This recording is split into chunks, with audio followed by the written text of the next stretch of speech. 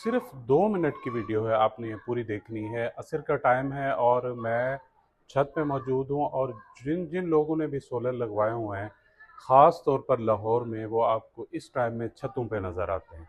छतों पे क्यों नज़र आते हैं? क्योंकि लोग यहाँ पे पतंगबाजी करते हैं और वो अपनी सेफ्टी के लिए, सोलर को बचाने के लिए वो छतों पे मौजूद होते हैं। तो आपने ये वीडियो पूरी देखनी है।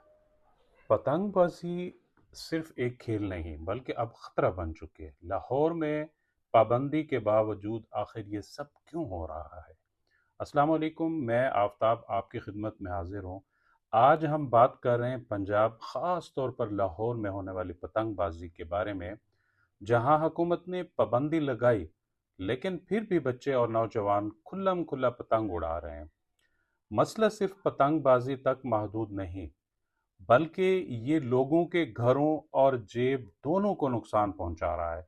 लोगों ने महंगे महंगे सोलर पैनल लगाए होते हैं, लेकिन बच्चे पत्थर मारकर उनको तोड़ देते हैं, जिससे हजारों नहीं बल्कि लाखों का नुकसान हो जाता है।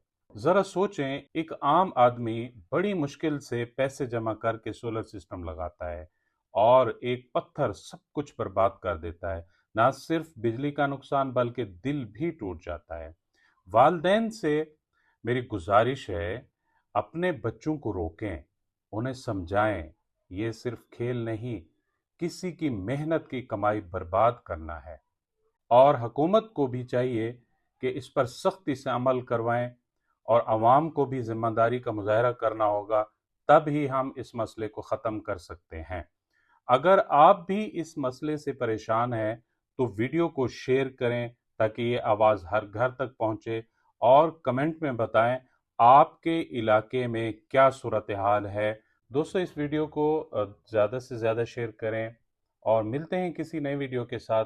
अपना बहुत सारा ख्याल रखिएगा, दुआओं में याद रखिएगा। अल्लाह हाफिज़।